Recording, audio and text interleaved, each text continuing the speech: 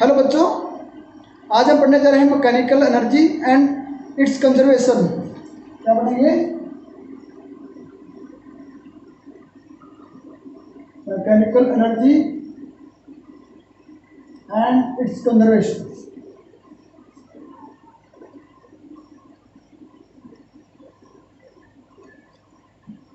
Mechanical energy हमारे पास क्या होती है? Mechanical energy of a body is sum of kinetic energy and potential energy. क्या होती है? Sum of kinetic energy and potential energy.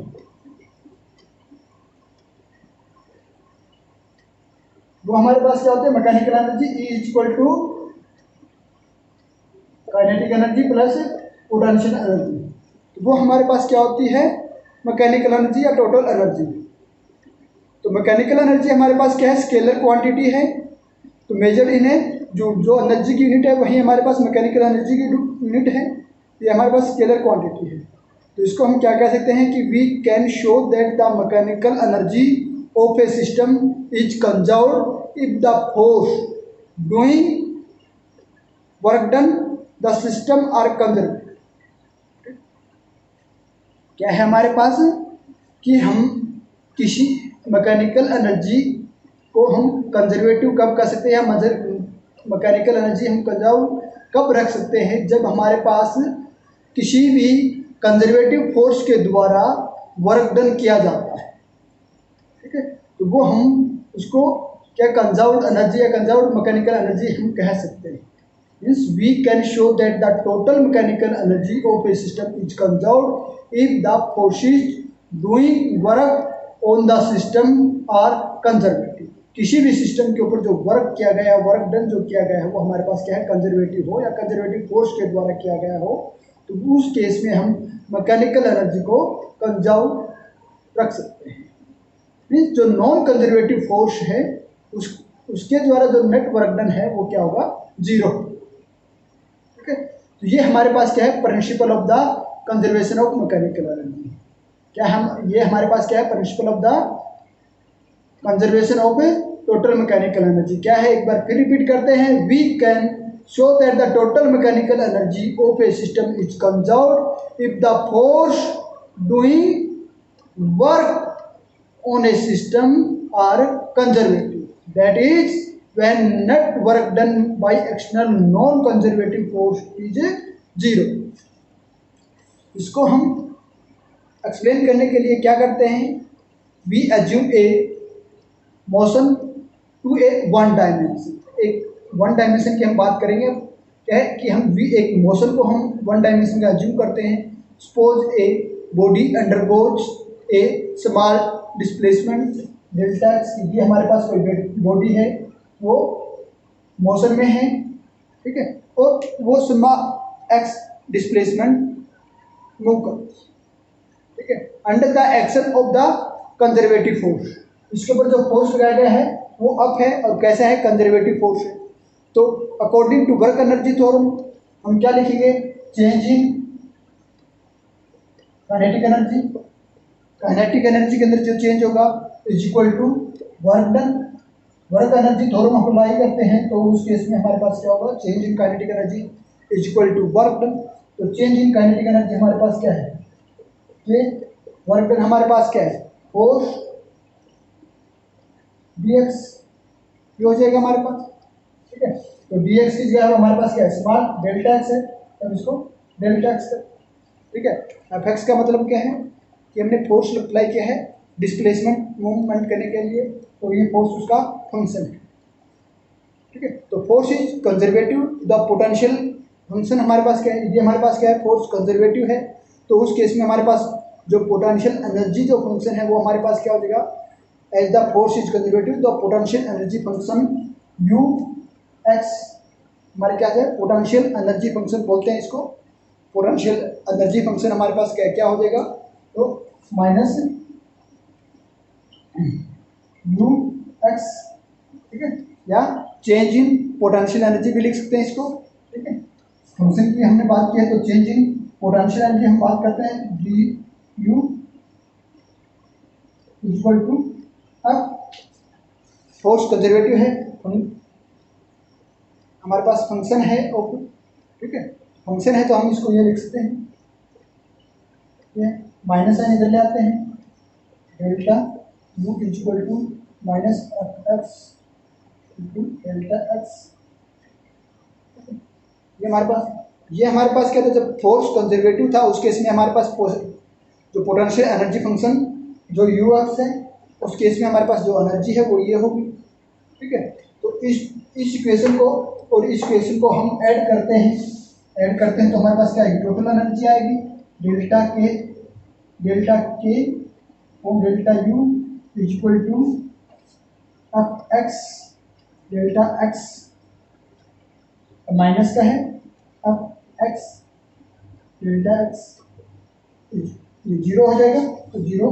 तो अब हमारे पास क्या है, delta K plus delta U equal to zero, और ये हमारे पास किसके बराबर है, total energy, total mechanical energy, ठीक है। तो इक्वल टू कांस्टेंट, हम क्या कहते हैं, कांस्टेंट कह सकते हैं, ठीक है। तो sum of kinetic energy and potential energy of a body is a constant over the whole path x i and x i का मतलब इनिशियल पोजीशन, एक्स एफ का मतलब final position. It implies that kinetic energy plus potential energy, initial kinetic, it means initial kinetic energy plus initial potential energy equal to final kinetic energy plus initial final potential energy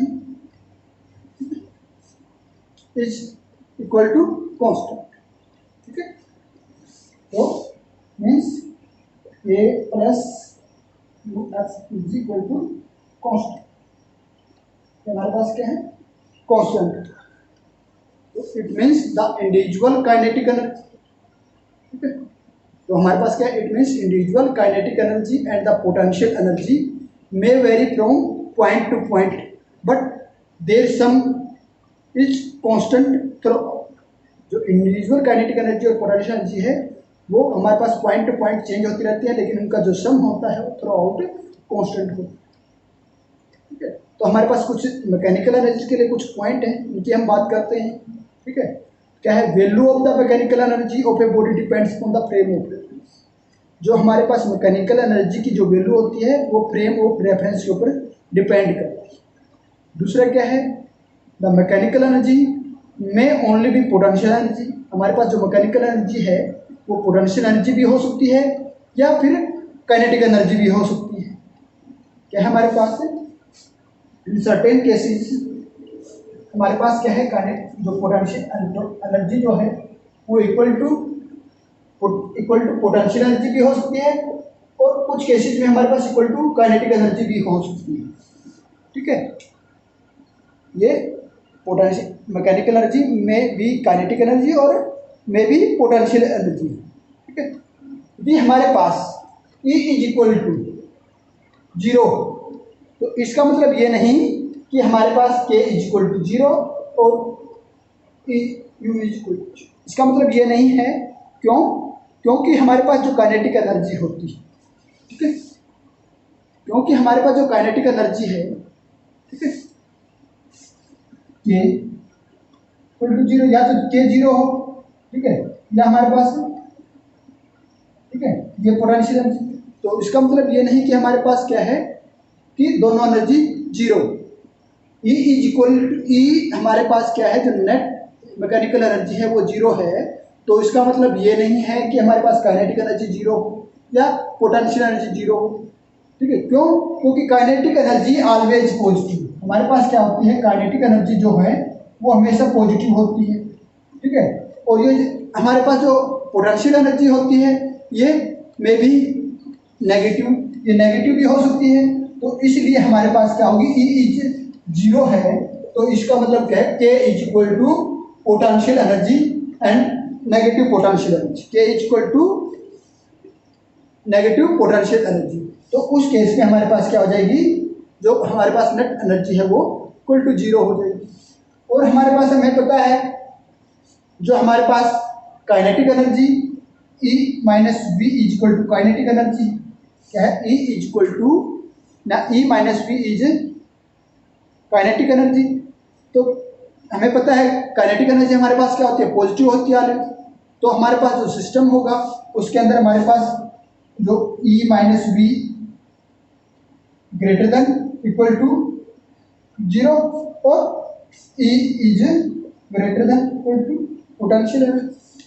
ठीक, ये हमारे पास तो negative value of mechanical energy, ये हमारे पास mechanical energy है, E की यदि वैल्यू हमारे पास क्या है, नेगेटिव है, तो इसका मतलब क्या है कि ये हमारे पास बाउंड स्टेट में है।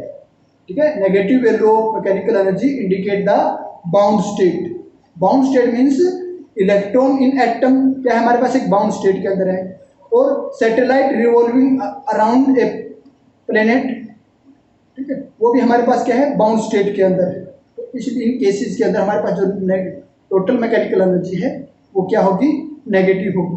तो अब हम बात करते हैं illustration of the law of conservation of mechanical energy. जो हमारे पास कंजर्वेशन लॉ है उसको कैसे इलिस्ट्रेट करेंगे, तो उसके लिए हम क्या करते हैं, to illustrate the law we calculate the total energy, kinetic energy and potential energy for a freely falling freely a body. ठीक है, कोई भी बॉडी है हमारे पास वो, ठीक है, अंडर फॉलिंग फ्रीली है अंडर द ग्रेविटी, तो उस केस में हम उनकी टोटल एनर्जी क्या है, काइनेटिक एनर्जी क्या है, पोटेंशियल एनर्जी क्या है वो निकालेंगे। तो उससे हम क्या करेंगे, हमारे पास जो मैकेनिकल एनर्जी और उसका कंजर्वेशन है, ठीक है, कंजर्वेशन ऑफ मैकेनिकल एनर्जी है, उसको इलिस्ट्रेट करेंगे। तो क्या करेंगे,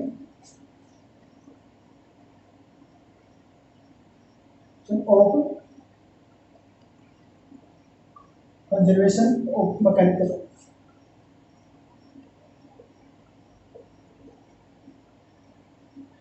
कल, ठीक है, ये हमारे पास कंजर्वेशन क्या है, लॉ ऑफ कंजर्वेशन ऑफ, ठीक है, तो इसको इलिस्ट्रेट करेंगे। उसके लिए हम क्या लेंगे, एक हमारे पास बॉडी है वो क्या है, फॉलिंग फ्रीली अंडर ग्रेविटी, ठीक है, वो है। तो let a mass of body, क्या है, मास ऑफ बॉडी। अब हमारे पास क्या है, मास ऑफ बॉडी है, ठीक है, at height a, placed at height a, क्या है हमारे पास, from the ground, let mass body placed at position a from h height from the ground, h height के ऊपर प्लेस्ड है, ठीक है, ये हमारे पास यहाँ पे कोई बॉडी, ठीक है, placed at A height H above the ground, ठीक है, at that place body is rest, इस प्लेस के ऊपर हमारे पास जो बॉडी है वो क्या है, रेस्ट पे है। तो kinetic energy of body at A, kinetic energy of body at A is equal to 0। क्यों, क्योंकि यहाँ बॉडी रेस्ट पे है, तो रेस्ट पे है तो इसका मतलब हमारे पास काइनेटिक एनर्जी कोई भी है ही नहीं, तो इसका मतलब वी 0 के बराबर है, तो हमारे पास क्या है, काइनेटिक एनर्जी 0 हो जाएगी। तो पोटेंशियल एनर्जी हमारे पास क्या है, potential energy of body at a equal to g h हमारे पास क्या है, height of body from the ground, and g is the acceleration due to gravity at a के ऊपर क्या है, एक्सेलरेशन है ग्रेविटी की वजह से। हम क्या है, मास ऑफ बॉडी। तो हमारे पास जो टोटल एनर्जी है, total energy is equal to kinetic energy plus potential energy is equal to 0 plus potential energy. तो पोटेंशियल एनर्जी हमारे पास क्या है, mg। तो E1 हमारे पास क्या हुआ, mg, ठीक है, ये तो हमारे पास क्या है। अब हम क्या करते हैं, let the body allowed to fall freely under the gravity. अब हम क्या करते हैं कि हमारे पास बॉडी है वो नीचे की तरफ गिरी है, allowed fall freely under the gravity at point C के ऊपर हमारे पास बॉडी नीचे की तरफ गिरी है and strike the ground at c. तो which is velocity, v velocity से ये नीचे की तरफ आ रही है, तो इसकी वेलोसिटी v है, तो इसके लिए हमारे पास इक्वेशन क्या होगी, v square plus u square equal to 2ax। ठीक है, ये हमारे पास एक इक्वेशन है मोशन की, हमारे पास मोशन इक्वेशन है। ठीक है, कब, जब when the body be allowed to fall freely under gravity, ठीक है, when it strike the ground at C with a velocity v velocity से स्ट्राइक आउट कर रहा है, ये हमारे पास क्या है, मोशन इक्वेशन। तो u इनिशियल वेलोसिटी हमारे पास क्या है, 0 है, u इक्वल टू 0 है, तो v स्क्वायर बराबर है 2 a। अब हमारे पास क्या एक्सेलरेशन क्या है, g के बराबर है, एस हमारे पास अब हाइट कितनी, h डिस्टेंस ने कवर की है, तो v स्क्वायर बराबर है 2g। ठीक है, तो एट पॉइंट सी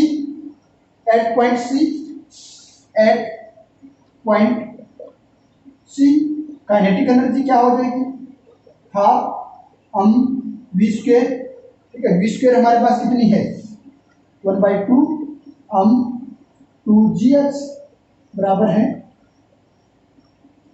2 से 2 तो mgh, ये हमारे पास काइनेटिक एनर्जी होगी। अब पोटेंशियल एनर्जी यहाँ पे क्या हो जाएगी, अब h हमारे पास क्या है, इक्वल टू mgh होती है, तो h हमारे पास क्या है, 0 है, ये हमारे पास क्या हो जाएगी, 0 हो जाएगी। तो टोटल एनर्जी हमारे पास क्या हो जाएगी, kinetic energy plus potential energy is equal to mgh kinetic energy है प्लस 0, तो E2 एनर्जी हमारे पास क्या हो जाएगी, E2 बराबर है mgh, तो इसको E2 बराबर है mgh। तो यहाँ E1 इक्वल टू E2, ठीक है, ये हमारे पास इक्वल है, ये है हमारे पास। ठीक है, ये तो है हमारे पास। अब हम बात करते हैं, ए पॉइंट पे हमने एनर्जी निकाली, सी पॉइंट पे हमने एनर्जी निकाली। अब यदि हमारे पास क्या है, बॉडी फॉल फ्रीली है कि body fall freely under gravity, तो यदि हमारे पास बॉडी किसी बी पॉइंट के ऊपर पहुंचती है, ठीक है, किसी बी पॉइंट के ऊपर पहुंचती है कि a free fall that the body cross any point b with a velocity v1 velocity से क्रॉस करती है, तो उस केस में हमारे पास क्या होगा, ठीक है, उस केस में हमारे पास क्या हो जाएगा, v square plus u square plus equal to 2as है, तो v स्क्वायर हमारे पास किसके बराबर है, यहाँ वेलोसिटी हमारे पास किसके बराबर है, v स्क्वायर बराबर है v1 के बराबर है, v वेलोसिटी जो है हमारे पास वो v1 के बराबर है। ठीक है, u हमारे पास क्या है, 0 के बराबर है, a हमारे पास क्या है, g के बराबर है, s हमारे पास यहाँ से यहाँ तक की डिस्टेंस जो है उसको हम x मान लेते हैं, और ये डिस्टेंस जो है हमारे पास क्या होगी, h माइनस x हो जाएगी, तो s बराबर है x। b पॉइंट पे निकाल रहे हैं तो s बराबर है x हो जाएगी, ये वैल्यू हम क्या लिखेंगे, v1 स्क्वायर बराबर है 2gx, क्या हो जाएगी, v1 स्क्वायर बराबर है 2gx। तो at point B kinetic energy हमारे पास क्या हो जाएगी, at point B kinetic energy हमारे पास क्या हो जाएगी, हाफ mv स्क्वायर। ठीक है, तो v1 बात करते हैं, ये हमारे पास क्या, हाफ m 2gx, 2 से 2 क्या हो जाएगी, mgx हो जाएगी, हमारे पास क्या हो जाएगी, mgx हो जाएगी काइनेटिक एनर्जी। ठीक है, अब height of the body above the ground कितनी है, h माइनस एक्स है, तो h माइनस एक्स है हमारे पास, तो पोटेंशियल एनर्जी हमारे पास क्या हो जाएगी, तो पोटेंशियल एनर्जी क्या हो जाएगी, potential energy mg h, h अब हमारे पास क्या हो जाएगी, ठीक है, तो ये हमारे पास क्या हो जाएगी, h माइनस एक्स हो जाएगी। अब पोटेंशियल एनर्जी की जो हाइट है h माइनस एक्स हो जाएगी, तो ये है हमारे पास। अब टोटल एनर्जी हम फाइंड आउट करेंगे, तो टोटल एनर्जी हमारे पास क्या हो जाएगी, kinetic energy plus potential energy. Kinetic energy हमारे पास क्या है, mgx, पोटेंशियल एनर्जी हमारे पास क्या है, mg h माइनस एक्स। तो E3 हम निकालते हैं यहाँ से, टोटल एनर्जी E3, तो mgx plus mgh minus mgx, इसको अंदर मल्टीप्लाई mgx से mgx, तो हमारे पास क्या आया, mgh। तो ये E2 जी हमारे पास, E3 mgh बराबर है 3। तो इन तीनों केस में हमारे पास जो टोटल एनर्जी है वो क्या है, बराबर है। तीनों केस में हमारे पास जो एनर्जी है वो क्या है, बराबर है। तो total energy of the body during free fall remain constant, ठीक है, एट ऑल पोजीशन। जितनी भी पोजीशन है उस केस में हमारे पास बॉडी यदि फ्री फॉल है तो उस केस में हमारे पास किसी भी पोजीशन के बदले हम यदि total mechanical energy find out करेंगे तो वो क्या होगी, कांस्टेंट, ठीक है, कांस्टेंट होगी। तो इसके लिए हम ग्राफ प्लॉट करते हैं।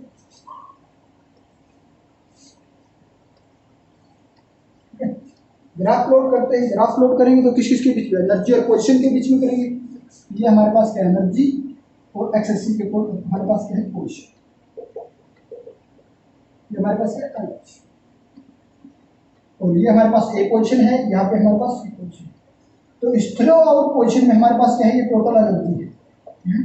टोटल एनर्जी है हमारे पास थ्रो आउट केस में, ये हमारे पास क्या है, टोटल एनर्जी, ठीक है। थ्रो आउट हमारे पास टोटल एनर्जी क्या है, constant, means the form of energy, ठीक है, वो हमारे पास क्या है, कांस्टेंट। तो अब एक पोजीशन की हम बात करते हैं तो यहाँ हमारे पास क्या है, मैक्सिमम जो एनर्जी जो ये है, तो टोटल काइनेटिक एनर्जी हमारे पास किसकी वजह से है, पोटेंशियल एनर्जी की।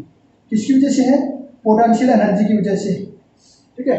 तो वहाँ पे हमारे पास क्या है, काइनेटिक एनर्जी क्या है, काइनेटिक एनर्जी ये है, काइनेटिक एनर्जी क्या है, 0 है, और हमारे पास जो टोटल एनर्जी है पोटेंशियल। अब हम सी की बात करते हैं, पॉइंट सी पे, ठीक है। यहाँ पे हमारे पास जो पोटेंशियल एनर्जी है वो क्या है, 0, और यहाँ पे हमारे पास जो टोटल एनर्जी है सी पॉइंट के ऊपर वो किसकी वजह से है, काइनेटिक एनर्जी की वजह से, ठीक है, काइनेटिक एनर्जी की वजह से। तो हम और बाकी जो इंटरमीडिएट पोजीशन है उसमें हम क्या कहते हैं कि हमारे पास जो एनर्जी है, कुछ एनर्जी तो हमारे पास क्या पोटेंशियल एनर्जी की वजह से है, और कुछ जो एनर्जी है वो हमारे पास क्या है, काइनेटिक एनर्जी, वो हमारे पास क्या है ये।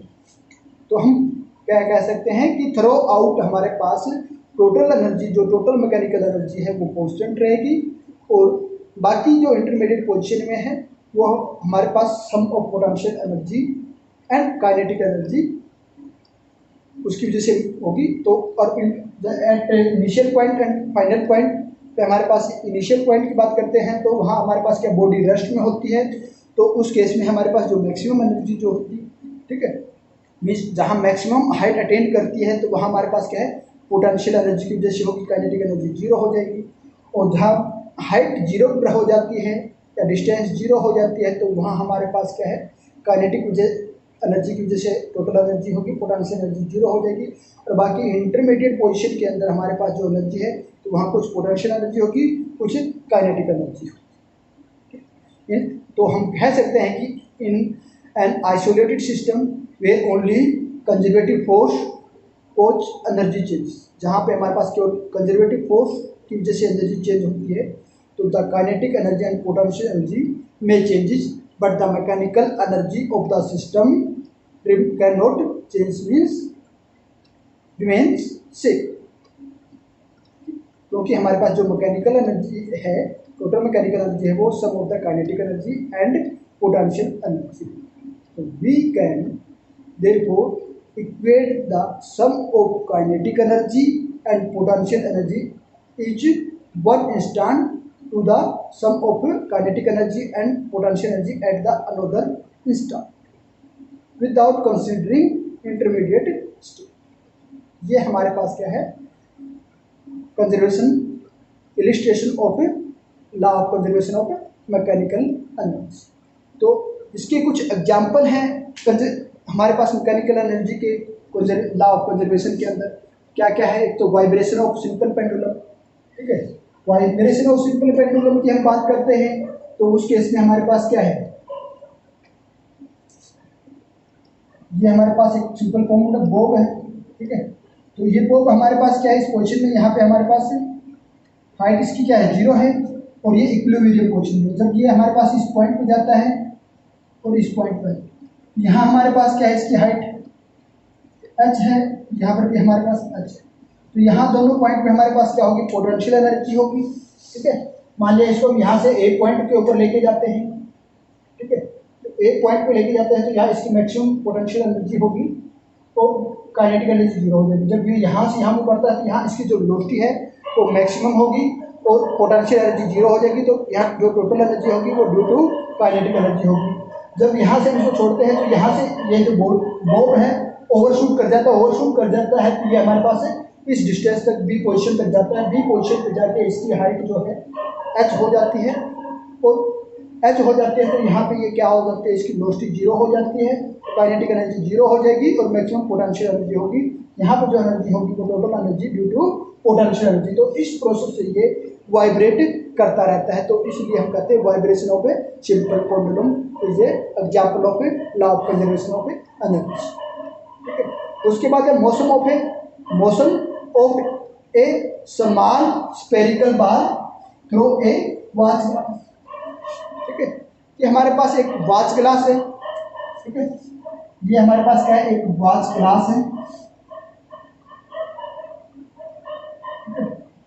इस वॉच ग्लास है के अंदर, ठीक है, ये हमारे पास क्या है, वॉच ग्लास है। इस वॉच ग्लास के अंदर हम जो स्फेरिकल बॉल है, इस स्फेरिकल बॉल की मोशन हम देखते हैं तो वो हमारे पास क्या है, example of the law of conservation of energy. तो यहाँ हमारे पास जो हाइट है इसकी वो क्या है, एच है। तो यहाँ से जब इसको हम इस पोजीशन पे हमारे पास रेस्ट में है तभी, तो यहाँ पे हमारे पास काइनेटिक एनर्जी जीरो हो जाएगी, टोटल एनर्जी होगी वो ड्यू टू पोटेंशियल एनर्जी। जब यहाँ से इसको हम छोड़ते हैं तो ये मूव करेगी, यहाँ पे आएगी, ठीक है, यहाँ पे इसकी जो वेलोसिटी है वो मैक्सिमम हो जाएगी और हाइट किसके बराबर है, जीरो। ठीक है, ये इसकी हाइट क्या है, जीरो है, जीरो हाइट है, तो इट मीन्स या पोटेंशियल एनर्जी हमारे पास क्या हो जाएगी, जीरो हो जाएगी। ठीक है, और काइनेटिक एनर्जी क्या हो जाएगी, मैक्सिमम हो जाएगी। ठीक है, क्योंकि मैक्सिमम, तो यहाँ टोटल एनर्जी जो है ड्यू टू काइनेटिक एनर्जी। फिर वापस ये ओवरशूट करेगी, ओवरशूट करके ये ए पोजीशन थी तो ये बी पोजीशन में पहुंचेगी, बी पोजीशन में पहुंच के फिर यहाँ पे ये क्या करेगी, इसकी जो वेलोसिटी है वो जीरो हो जाएगी, तो काइनेटिक एनर्जी हमारे पास जीरो हो जाएगी और टोटल जो एनर्जी है वो ड्यू टू पोटेंशियल एनर्जी। तो ये प्रोसेस हमारे पास इसका चलता रहेगा। इसलिए motion of small spherical ball over A watch glass is a example of law of conservation of mechanical energy. उसके बाद और एग्जांपल है vibration of N elastic spring. Elastic spring के बारे में हमने पीछे पढ़ा भी है, ठीक है, तो वो भी हमारे पास क्या है, example of law of conservation of mechanical energy. ठीक है, तो अब हम बात करते हैं डिफरेंट फॉर्म ऑफ एनर्जी। हमारे पास एनर्जी की कुछ अलग अलग फॉर्म है। अब हमने पढ़ा है मैकेनिकल एनर्जी के बारे में। मैकेनिकल एनर्जी हमारे पास क्या थी, the sum of the kinetic energy and potential energy हमारे पास क्या थी, टोटल मैकेनिकल एनर्जी। तो मैकेनिकल एनर्जी हमारे पास क्या होती है, ठीक है, डिफरेंट फॉर्म ऑफ एनर्जी की बात कर रहे हैं हम। Form of energy, different form of energy. तो पहले हमने बात की है मैकेनिकल एनर्जी की। मैकेनिकल एनर्जी अभी पढ़ के आए हैं। मैकेनिकल एनर्जी हमारे पास क्या है, sum of kinetic energy and potential energy in a bulk. ठीक है, तो काइनेटिक एनर्जी हमारे पास क्या है, kinetic energy is due to the motion whereas potential energy is due to the position और कॉन्फिगरेशन। ये हमारे पास मैकेनिकल एनर्जी थी। नेक्स्ट हम बात करते हैं इंटरनल एनर्जी की बात करते हैं।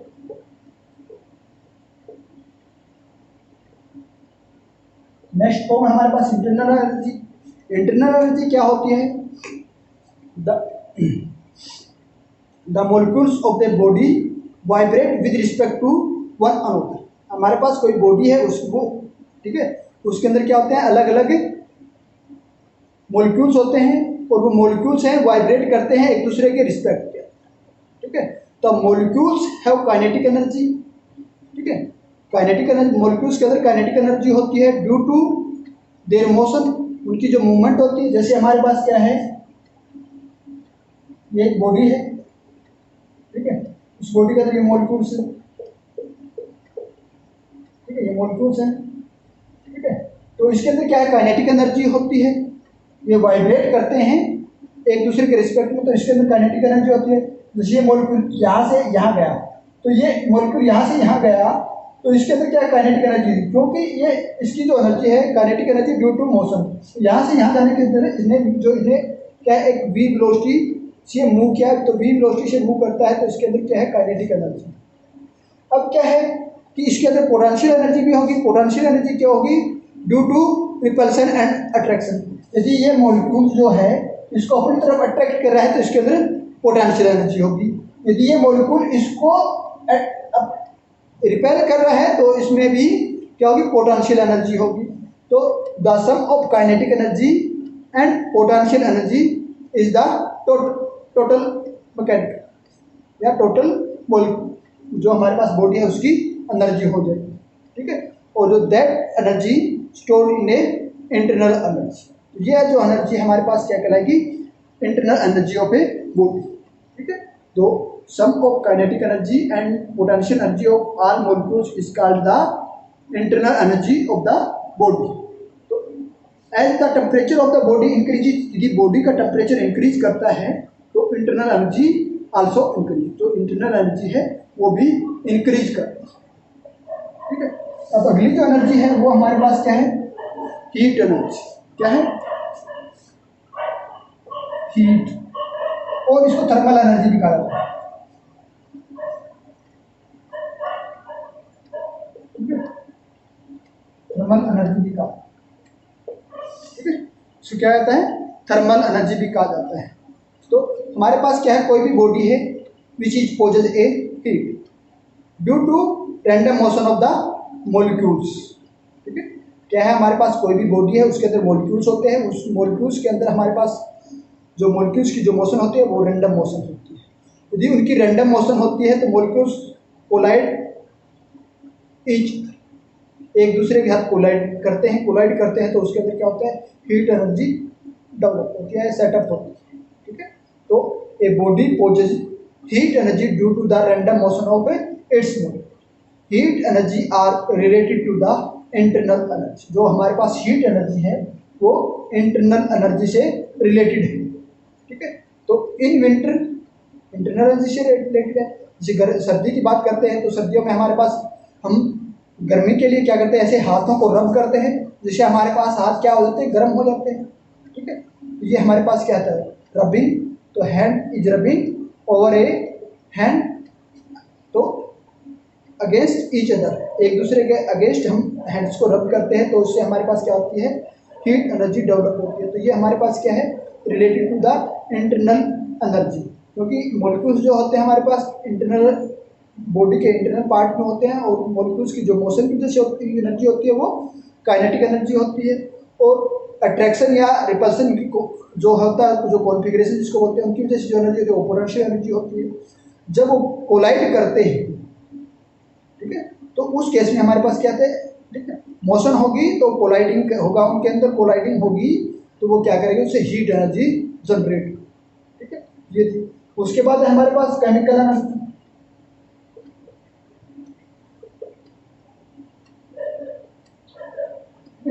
उसके बाद हमारे पास क्या है, केमिकल एनर्जी है।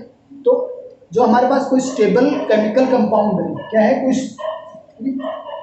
कोई स्टेबल केमिकल कंपाउंड है, हैज द लेसर एनर्जी। कोई भी स्टेबल केमिकल कंपाउंड है उसकी एनर्जी कम, ठीक है। देन इट्स कॉन्स्टिट्यूएंट एटम, जो इसका कॉन्स्टिट्यूएंट एटम है उसके रिस्पेक्ट में इसकी जो केमिकल स्टेबल कंपाउंड है उसके एनर्जी है वो लेस। तो the difference being the arrangement, जो अरेंजमेंट का अंदर जो डिफरेंस है, difference being in the arrangement and the motion of the electron in the compound, ठीक है। जो इलेक्ट्रॉन के अंदर, जो कंपाउंड के अंदर इलेक्ट्रॉन होते हैं उसके अंदर, और उसकी जो कॉन्फ़िगरेशन के अंदर जो डिफरेंसेस है, जो एनर्जी इसकी वजह से होती है, तो the differences is called the chemical energy, ठीक है। क्या है, हमारे पास कोई स्टेबल केमिकल कंपाउंड है the lesser energy than the its constituent, the difference being in the arrangement and motion of the electron in the compound, ठीक है। द डिफरेंस इज द, जो डिफरेंस है इसकी कंस्टिट्यूट के अंदर, जो एक तो हमारे पास कंपाउंड की बात करते हैं, एक सिंपल एटम की बात करते हैं, तो the difference is called the chemical energy. जो डिफरेंस को हम क्या कहेंगे, केमिकल एनर्जी कहेंगे। तो केमिकल जो रिएक्शन होती है is just be rearrangement of, chemical reaction is just the rearrangement of atom. Atom को रीअरेंजमेंट करने, जो हमारे पास केमिकल रिएक्शन जो होती है वो क्या है, केमिकल एटम्स को रीअरेंज करती है। क्या करती है, रीअरेंज करती है। If the total energy of rearrangement is more than the product, ठीक है, तो हमारे पास जो टोटल एनर्जी है, तो हमारे पास जो केमिकल रिएक्शन होते हैं, इसको एक तो रिएक्टेंट होता है, दूसरा प्रोडक्ट होता है, ठीक है। तो total energy of the reaction is क्या है, मोर देन द प्रोडक्ट। जो प्रोडक्ट की जो एनर्जी है उससे हमारे पास जो टोटल एनर्जी है वो ज़्यादा है, तो उस केस के अंदर heat is released. When the total energy of the reaction is more than the product then the heat energy is released. उस केस में हमारे पास क्या होगी, हीट एनर्जी रिलीज होगी, ठीक है। और जो रिएक्शन होगी वो क्या होगी, एक्सोथर्मिक होगी। क्या होगी, एक्सोथर्मिक होगी, ठीक है। वो रिएक्शन हमारे पास क्या होगी, एक्सोथर्मिक होगी, ठीक। और if it is reverse is true, it's reverse is true, इसका जो रिवर्स है वो ट्रू है, तो द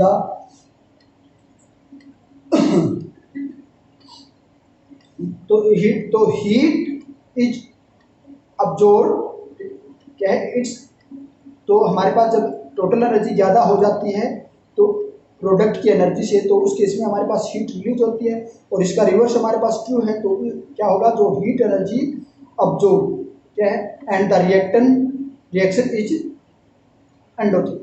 जब हमारे पास हीट एनर्जी अब्जॉर्ब की जाती है, एक तो हमारे पास क्या होता है, जब टोटल एनर्जी है हमारे पास वो ग्रेटर देन प्रोडक्ट, तो एक्सोथर्मिक रिएक्शन है हमारे पास, ठीक है। अब हमारे पास क्या है, यहाँ हमारे पास क्या होती है, हीट रिलीज होती है, ठीक है। और जब हीट अब्जॉर्ब की जाती हो,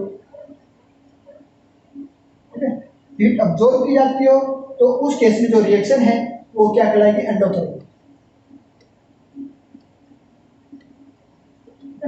उस केस में हमारे पास जो रिएक्शन कहलाएगी वो क्या कहलाएगी, एंडोथर्मिक कहलाएगी। जैसे कि when 1 kg coal is burn, जब हमारे पास 1 किलो कोल बर्न होता है तो it releases 3 into 10 raise to power, यहाँ तो 3 into 10 raise to power 7 joule of energy is releases. जब 1 kg कोल बर्न, ठीक है, तो उस केस में ये एनर्जी हमारे पास क्या होती है, रिलीज हो, ठीक है। ये हमारे पास क्या थी, केमिकल एनर्जी थी। तो उसके बाद हमारे पास जो एनर्जी है वो क्या है, हमारे पास इलेक्ट्रिकल एनर्जी, ठीक है। क्या है हमारे पास, इलेक्ट्रिकल।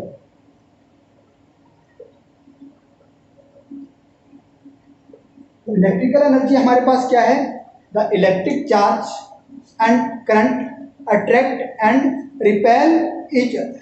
जो हमारे पास इलेक्ट्रिक चार्ज जो होते हैं या करंट जो होता है वो सेम पोलरिटी का होता है तो वो रिपेल होता है, और यदि अपोजिट पोलरिटी के होते हैं तो वो अट्रैक्ट करते हैं।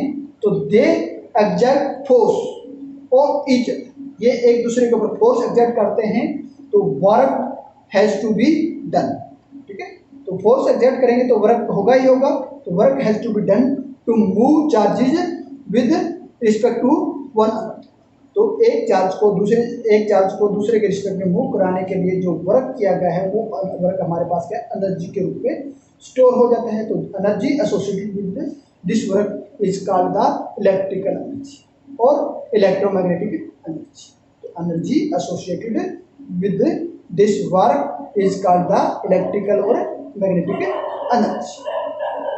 नेक्स्ट एनर्जी हमारे पास क्या है, न्यूक्लियर एनर्जी। क्या है, nuclear energy.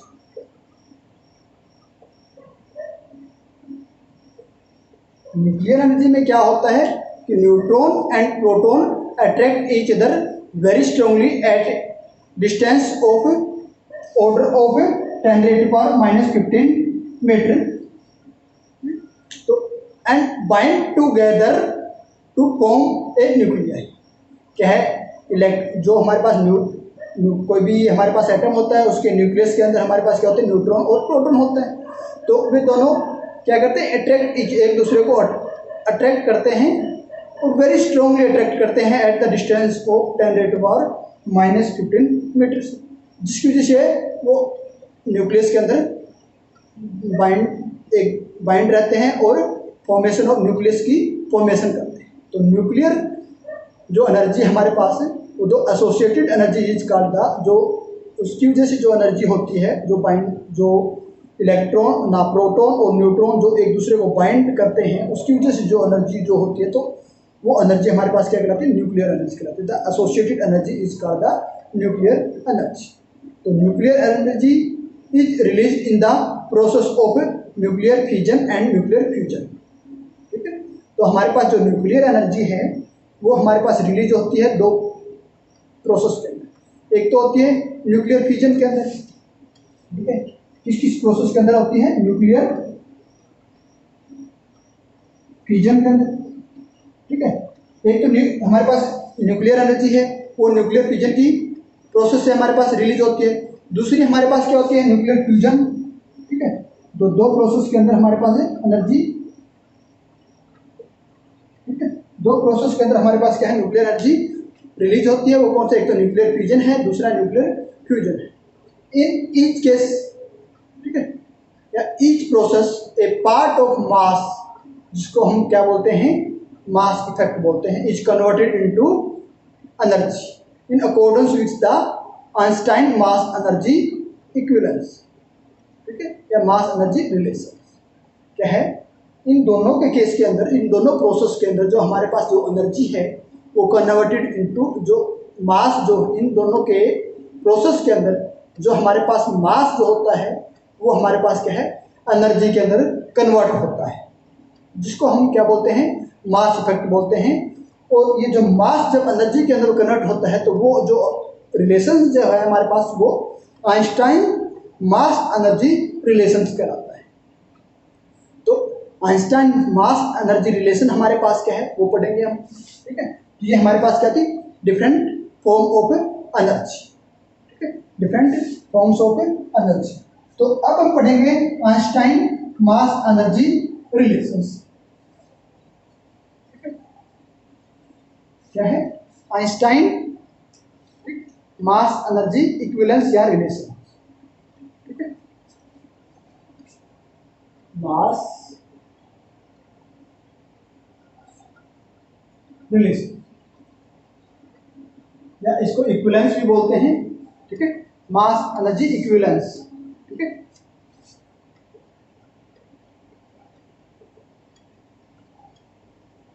Mass energy equivalence. तो ये जो मास एनर्जी इक्विवेलेंस है ये आइंस्टाइन ने 1905 के अंदर आइंस्टाइन ने ये रिलेशन दिया था। इन 1905 Albert Einstein discovered the mass can be converted into energy and vice versa. So he showed that the mass and energy are equivalent with the relations E बराबर है mc स्क्वायर। ठीक है, तो where c is the speed of light in vacuum, किसके बराबर होती है, speed of light is equal to 3 × 10⁸ metre per second. ठीक है, तो according to Einstein mass energy relation, if mass disappear, the mass disappear and energy appears। यदि हमारे पास disappear होता है,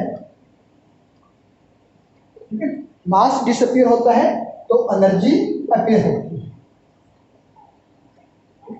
तो उस केस में हमारे पास क्या है, एनर्जी अपीयर्स होती है। मास डिसअपियर तो देन एनर्जी अपीयर। ठीक है, इन द सम। ठीक है, यदि हमारे पास वह एनर्जी डिसअपियर, ठीक है, एनर्जी डिसअपियर तो मास अपीयर। ठीक है, तो उस केस में मास अपीयर होता है, यदि हमारे मास डिसअपियर होता है तो एनर्जी हमारे पास अपीयर होती है सम किसी भी फॉर्म के अंदर हो सकती है। तो यदि एनर्जी डिसअपियर होती है तो उस केस में हमारे पास क्या होता है, मास अपीयर होता है। ठीक है, तो इसकी एप्लीकेशंस क्या है? ठीक है, application of mass energy equivalence की तो पहली है एनहिलेशन ऑफ मैटर। ठीक है, एनिहिलेशन ऑफ मैटर मतलब डिस्टोर्शन। ठीक है, हम किसी मैटर को डिस्टोर, ठीक है, व्हेन ए इलेक्ट्रॉन, ठीक है, when a electron and positron, when an electron and positron comes close to each other, जब इलेक्ट्रॉन और पॉजिट्रॉन जो क्या है close to each other, they annihilated each other forming two gamma rays. ठीक है, ये क्या करते हैं, जब दोनों इलेक्ट्रॉन एंड पॉजिट्रॉन जब इकट्ठे होते हैं क्लोज, एक दूसरे क्लोज आते हैं तो ये दोनों एक दूसरे को एनहिलेट कर मीन्स डिस्ट्रॉय कर देते हैं अपने आप को, और क्या करते हैं गामा रेज, ठीक है, गामा रेज की फॉर्मेशन करते हैं। ठीक है, तो ये जब दोनों एक दूसरे क्लोज में आते हैं तो ये अपने आप ये एक दूसरे को क्या करते हैं, एनहिलेट कर देते हैं और गामा रे की फॉर्मेशन करते हैं, जिसको हम इलेक्ट्रोमैग्नेटिक रेडिएशन से बोलते हैं। गामा रे की फॉर्मेशन करते हैं तो उसको हम क्या बोलते हैं, इलेक्ट्रोमैग्नेटिक रेडिएशन बोलते हैं। तो total energy given by Einstein mass energy relation, जो ये टोटल एनर्जी है ये energy Einstein mass energy relation के द्वारा दी गई है। दूसरा क्या होता है, पेयर प्रोडक्शन। ठीक है, क्या होता है पेयर प्रोडक्शन। पेयर प्रोडक्शन में क्या होता है, when gamma ray photon of energy, ठीक है, क्या होती है, व्हेन गामा रेज, तो हमारे पास गामा रेज जो है, ठीक है, इनका जो फोटोन, ठीक है, फोटोन की एनर्जी क्या होगी, photon of energy 1.02 mega electron volt. ठीक है, when a gamma ray photon of energy 1.02 mega electron volt passes close to the massive nucleus. ठीक है, क्या है, जब गामा रेज का फोटोन किसी न्यूक्लियस के पास से गुजरता है या पास से होता है तो it materials into a pair of particle and a electron and a positive. ठीक है, तो जब ये हमारे पास alpha ray sorry gamma rays का फोटोन, इस एनर्जी का जो फोटोन है जब किसी न्यूक्लियस के पास के नज़दीक नियर से पास होता है तो हमारे पास ये क्या करता है, इसको मेटलाइज करता है इनटू पेयर ऑफ पार्टिकल, किसकी पार्टिकल के रूप में मेटलाइज कर देता है। वो पार्टिकल कौन कौन से होते हैं, इलेक्ट्रॉन एंड पॉजिट्रॉन। तो thus energy gets converted into matters. जो वो एनर्जी है, ये जो एनर्जी है 1.202 मेगा इलेक्ट्रॉन वोल्ट की जो ये एनर्जी है, ये क्या होती है, मैटर की फॉर्म में कन्वर्ट हो जाती है। कौन कौन से मैटर, इलेक्ट्रॉन एंड पॉजिट्रॉन की फॉर्म। और एप्लीकेशन इसकी क्या है, energy generation in sun and star. जो सन एंड स्टार जो होते हैं उनसे जो एनर्जी जनरेट होती है, the energy generation in the, जो energy generated in the sun and star is due to the conversion of mass into energy. जो हमारे पास सन स्टार का या सन्स का जो मास है वो हमारे पास क्या है, एनर्जी के फॉर्म में कन्वर्ट होता है। वो भी हमारे पास आइंस्टाइन मास एनर्जी रिलेशन की अकॉर्डिंग ही कन्वर्ट होता है। ये हमारे पास क्या थी, आइंस्टाइन मास एनर्जी इक्विवेलेंस। तो अब हम बात करते हैं principle of conservation of energy. ठीक है, तो अब हम बात करते हैं principle of conservation of energy. ठीक है, इसकी बात करते हैं principle of conservation of energy.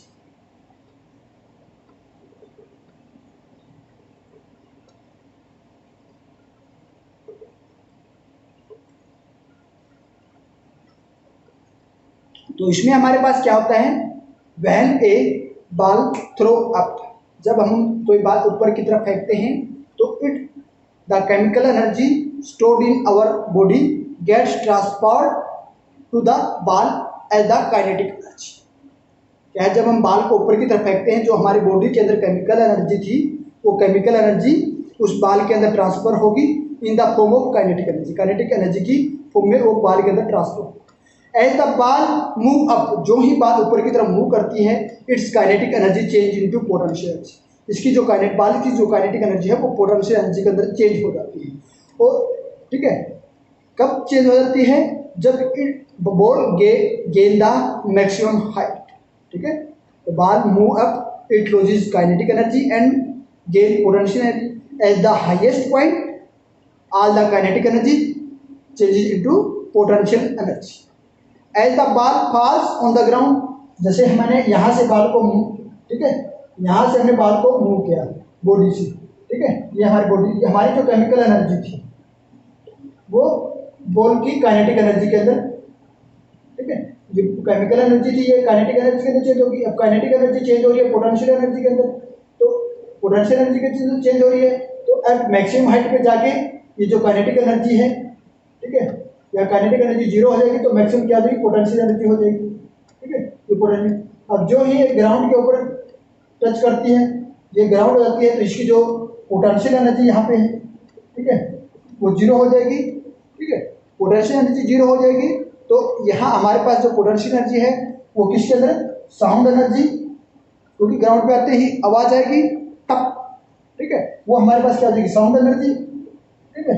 और हीट एनर्जी, जब कोई बॉडी किसी ऑब्जेक्ट से स्ट्राइक करती है, कोलाइड करती है, तो उन दोनों के बीच में जो एनर्जी होती है वो हीट एनर्जी भी होती है, ठीक है, साउंड एनर्जी और हीट एनर्जी के अंदर ट्रांसफर हो जाए, ठीक है।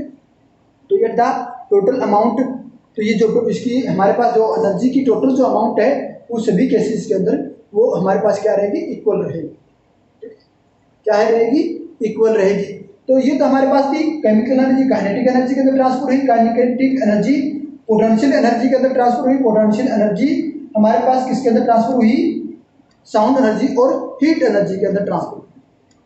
तो हमारे पास जा आल दो energy being transferred from one form to another form at every stage, प्रत्येक स्टेज के ऊपर हमारे पास एनर्जी जो है एक स्टेज से दूसरी स्टेज के अंदर ट्रांसफर हो रही है, या एक स्टेज एवरी स्टेज के ऊपर हमारे पास जो एनर्जी है एक फॉर्म से दूसरी फॉर्म के अंदर ट्रांसफर हो रही है।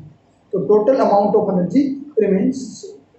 तो ट्रांसफॉर्मेशन ऑफ एनर्जी की हमारे पास बहुत सी चीज़ें हैं, ठीक है, जैसे हमारे पास इलेक्ट्रिक एनर्जी है, बल्ब की बात करते हैं तो उस केस में हमारे पास electric energy converted into light energy.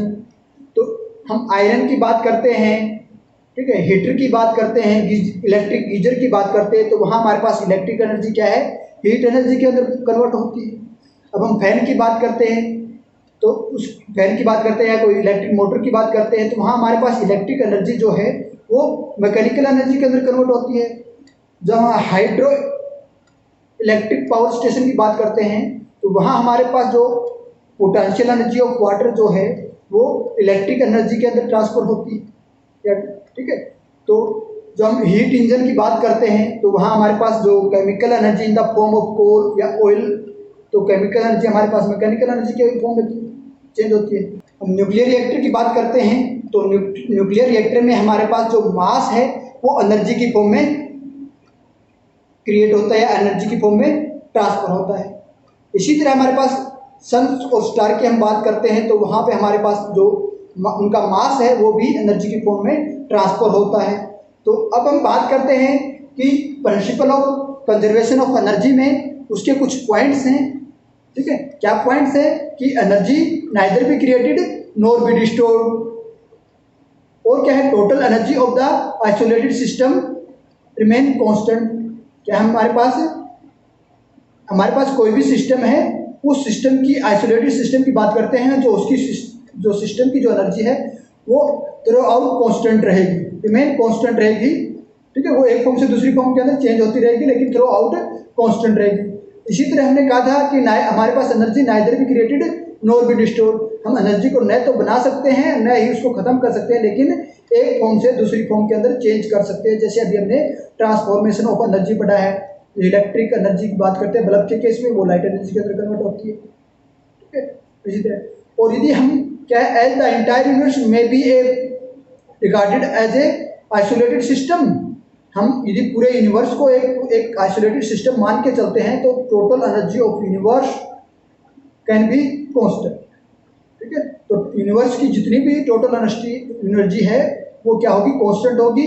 If one part of universe loss energy, ये हमारे पास यूनिवर्स का एक पार्ट एनर्जी को लॉस करता है तो another part must gain an equal amount of energy, तो दूसरा जो पार्ट है वो उतनी ही अमाउंट की एनर्जी गेन करे। तो हम कह सकते हैं कि as a entire universe may be regarded as an isolated system, total energy of universe is constant. If one part of universe loss energy another part must gain an equal amount of energy. ये हमारे पास 3 point थे principal of conservation of energy के। क्या क्या थे, एक बार फिर रिपीट कर रहा हूँ। Energy can neither be created nor be destroyed, it may be transferred from one form to another form.